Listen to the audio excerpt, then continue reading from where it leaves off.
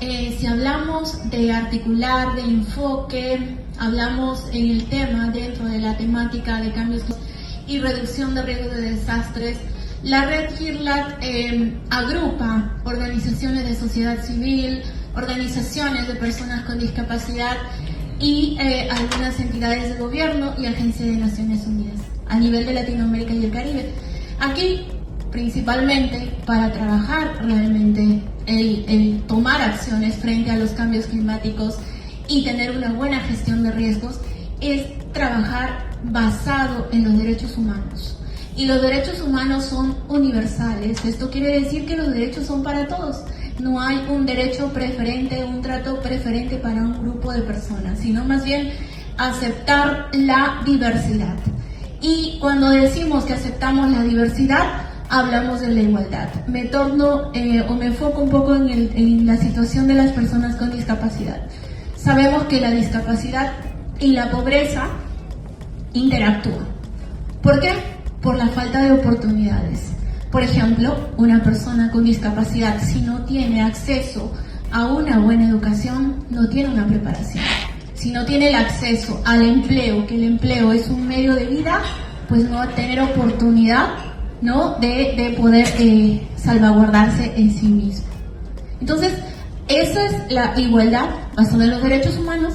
Y luego, siempre se habla que en la gestión de riesgos, en las acciones frente a los cambios climáticos, mencionamos la participación significativa de las personas con discapacidad. Muchas veces esta frase de participación significativa se queda en el discurso. Y muchas veces la pregunta sale, ¿pero cómo? Porque hay dudas o hay mitos, ¿no?, hacia la persona con discapacidad, que no se confía en la capacidad como persona, como sujeto de derecho y asimismo de responsabilidad.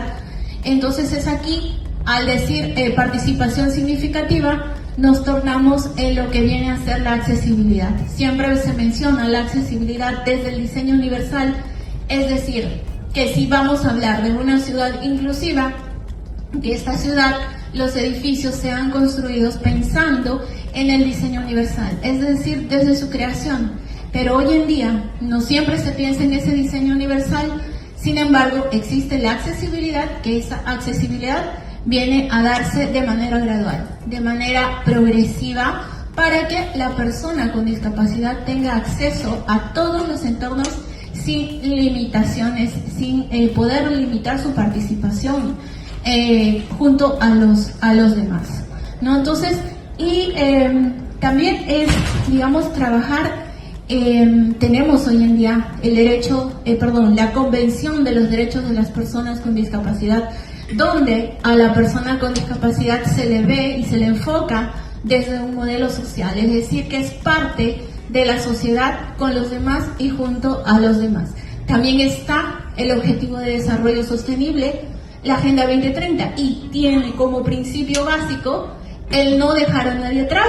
Y si hablamos de no dejar a nadie atrás como principio básico, pues aquí es importante lo que mencioné, trabajar todos estos temas de cambios climáticos basado en los derechos humanos, que son derechos universales para todos, y mirar a todos en igualdad de condiciones, no permitir la discriminación, no permitir la falta de oportunidad, y mirar a las personas, a todas las personas, incluyendo a las personas con discapacidad, que sean vistas por sus capacidades, ¿no?